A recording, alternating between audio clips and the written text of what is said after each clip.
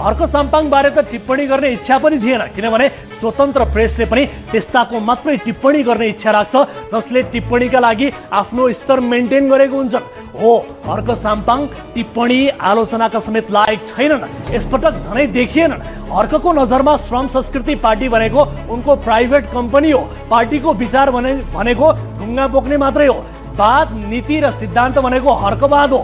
जनता भनेको आदिवासी जनजाति र उनको जय जयकार गर्ने कोटरीका एकमुठी मान्छे मात्रै हुन्। यो देशमा प्रधानमन्त्री हुन योग्य एक मात्रै मान्छे हर्कराज राई हुन्, अनि यो देशको ढुङ्गा माटोको माया उनी बाहेक कसैलाई छैन।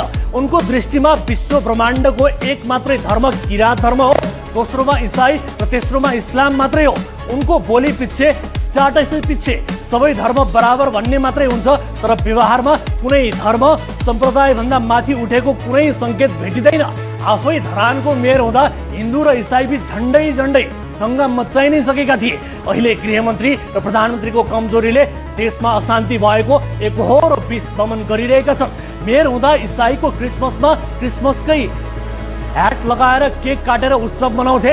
हिन्दूको लक्ष्मी पूजा आउँदै गर्दा चाहिँ लक्ष्मी पूजा गर्नुभन्दा ढुङ्गा बोक्नु राम्रो भन्थे। उद्देश्य हर्कको पनि चन्द्र छुने नै देखिन्छ। संसदमा 7 सिट भए पनि आफूलाई प्रधानमन्त्री हुने योग्यताको मान्छे हो भन्ने ठान्छ, तर व्यवहारमा कुनै धर्म जाति विशेषबाट माथि उठ्न सकेका छैनन्। देशको प्रधानमन्त्री हुने सपना पाल्ने मान्छेले धर्म, जाति, सम्प्रदाय, क्षेत्रगत भावनाभन्दा माथि उठेर राष्ट्रिय हुन सिक्नुपर्छ। सबैजनालाई हार्दिक नमस्कार छ।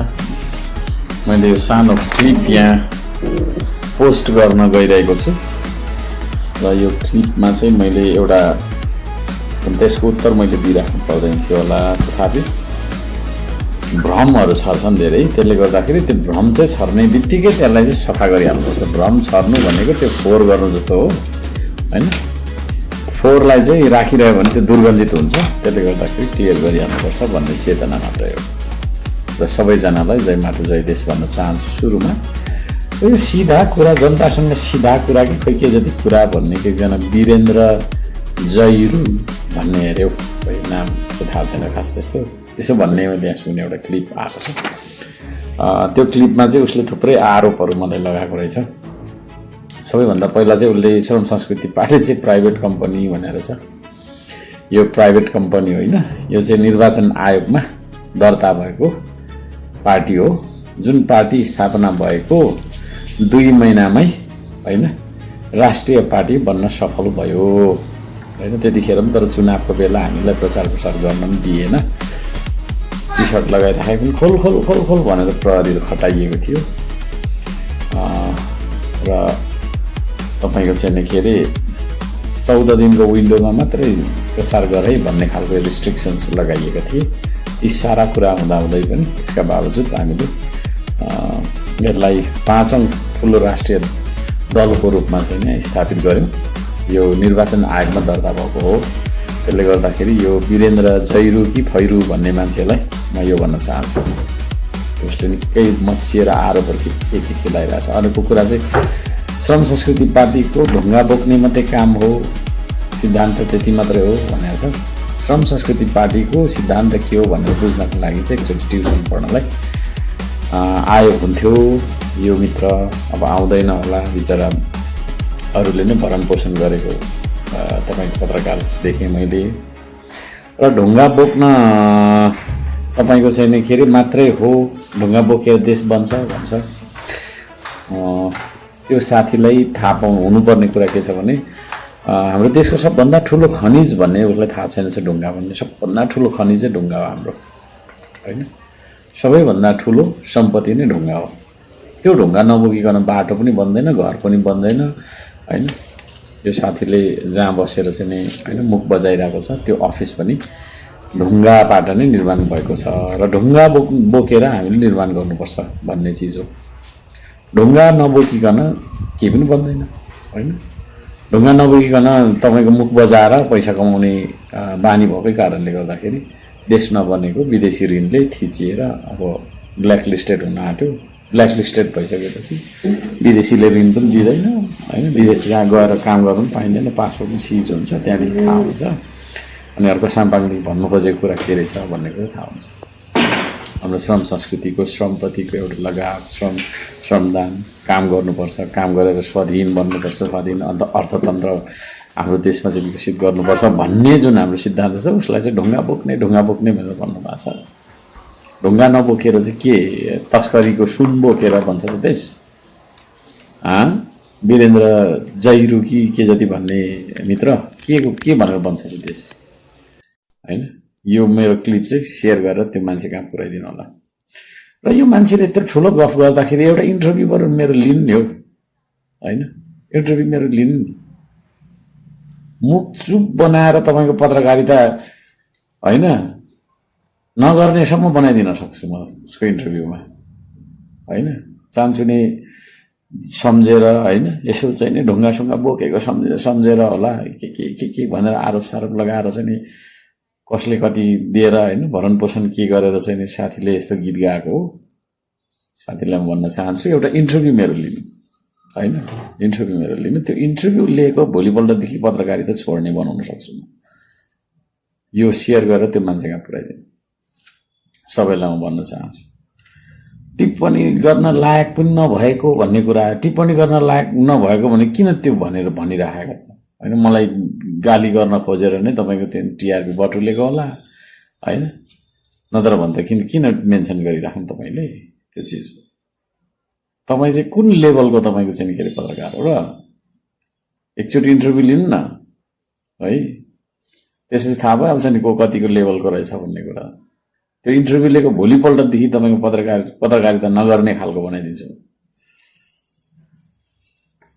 अर्को कुरा हर्कराज राई मात्रै देशको प्रधानमन्त्री बन्न लायक सम्झन्छ यसो मान्छेले भनेर भनेर छ मैले त्यस्तो ले भनेको छु हैन तर एउटा राष्ट्रिय दल चलाएको मान्छे है एउटा दलको अध्यक्ष भइसकेपछि त्यो प्रधानमन्त्री भन्ने पद चाहिँ व्यक्तिको निजी हो र हैन त्यहाँ पुग्न पनि सकिन्छ के छ र हैन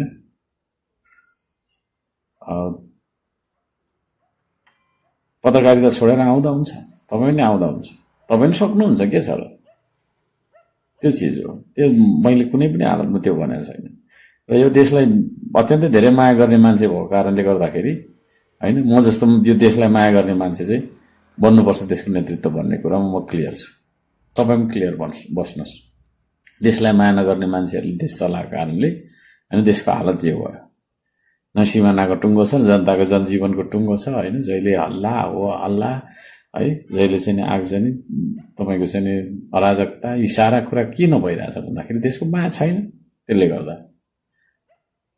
स्वदेशी विचार बोक्ने मान्छेले चलाउनुपर्छ देश आदिवासी मात्रै जनता उसको भनेर भनेको छ मैले कहिले त्यस्तो भनेको छु हैन आदिवासी भनौँ या जोसुकै भनौँ 3.5 करोड नेपालीको देश हो यो 3 करोड नेपालीले मैले जनता सम्झिरहेको छु 3 करोड नेपाली मध्येको एउटा जनता म पनि हो के छ र त्यसमा त्यो मैले कहिले त्यस्तो भनेको छु तपाईलाई कहिले त्यस्तो लाग्यो यो साथी रहेछ यो कुन चाहिँले कति पैसा दिएर उ गरे हो कुनै अर्को कुरा हिन्दू धर्मलाई धर्म नमान्ने किरातलाई मान्ने इस्लाम र तपाईको चाहिँ नि इसाईलाई मान्ने भन्ने हिसाबको चाहिँ नि अभिव्यक्ति आइरहेछ हिन्दू धर्मलाई मैले धर्म नमानेको भएदेखि तपाईको चाहिँ नि मठ मन्दिरतिर के गर्न जान्छु म हैन तपाईको चाहिँ नि मन्दिर बनाइदिरहेको छु मैले धरानमा हैन सूर्यनारायण भगवानको मन्दिर बनाउने मान्छे होइन म मम्मीहरू हुँदाखेरि मैले त्यो जग्गा एलोकेट गरिदिएँ त्यहाँदेखि शिलान्यास गरेँ त्यो मन्दिर स्थापना भएपछि उद्घाटन गर्ने मान्छे होइन म के भन्न खोज्यो यो मान्छेले हरेक धर्मलाई रेस्पेक्ट गर्छु म अफवाह नफैलाउनुहोस् तपाईँलाई कति पैसा दियो होइन कसले दियो त्यो भन्नु नि यहाँबाट एउटा मेरो इन्टरभ्यू लिनु ओके सक्नुहुन्छ भने एउटा इन्टरभ्यू लिनु लाइभ रेकर्डेड होइन बेकारको जे पाए त्यही भनेको छ अफवाह फैलाएको छ है जे पनि हर्क साम्पाङले गराए जे पनि हर्क साम्पाङले सबै घटना हर्क साम्पाङले गरेर मैले भनेको छु मलाई भगवान मान्नु नि ईश्वर मान्नु भगवान र ईश्वरको खरखटनमा मात्रै सबै थोक हुन्छ अरे भन्ने छ नि त बुझाइ होइन त्यसै छ को कसले के गर्छ होइन सबै कुरा मलाई चाहिँ जिम्मा दिने अहिले पानी पर्दैछ म हर्क साम्पाङले गर्दा भएको हो भन्नु त्यो स्टुडियो पनि त मैले गर्दै चलाएको होला होइन अझ मलाई लाग्छ अर्को धरानको मेयर हुँदाखेरि धार्मिक द्वन्द्व गराएर कहिले गराएँ मैले धार्मिक द्वन्द्व कहाँ गराएँ के छ प्रमाण है आफै हावामा हल्ला गर्दै आउने अर्को साम्पाङ मुर्दाबाद मुर्दाबाद भन्ने है सबै यो राजनीति हो तपाईँको मलाई थाहा छ तपाईँ कुनै दलको एउटा चाहिँ नि होइन तपाईँको पत्रकार हो कुनै दलको कार्यकर्ता हो तपाईँ त्यसले गर्दाखेरि त्यो दलबाट परिचालित भएर अर्को साम्पाङलाई कसरी चाहिँ के गरौँ भनेर चाहिँ तपाईँको त्यो टिममा आबद्ध भएर यातायात गरिराख्नु भएको छ छोडिदिनुहोस् है तपाईँको आत्माले तपाईँले थुकिरहेछ हौ आत्माले थुकिरहेछ अनि मुखले जे पाते भनेर के गरेको थियो अचम्म लाग्छ पत्रकारिता पनि यस्तो हुन्छ के रिपोर्टिङ हो त्यो जथाभावी बोलेछ यो त्यो भनेछ कति पैसा पाउनुहुन्छ यस्तो बोलेको एउटा इन्टरभ्यू मेरो लिनु होइन लाइभ गरौँ त्यसको भोलिपल्टदेखि पत्रकारिता गरौँ तपाईँले गाह्रो हुन्छ त्यस्तो बनाइदिन्छु च्यालेन्जै भयो होला जे पाते बोलेको चाहिँ सबैलाई यस्तो खालको अफवाह फैलाउनेहरूलाई चाहिँ यही खालको तपाईँको चाहिँ के अरे उत्तर दिनु होला धन्यवाद छ नमस्ते जय होस् सबैको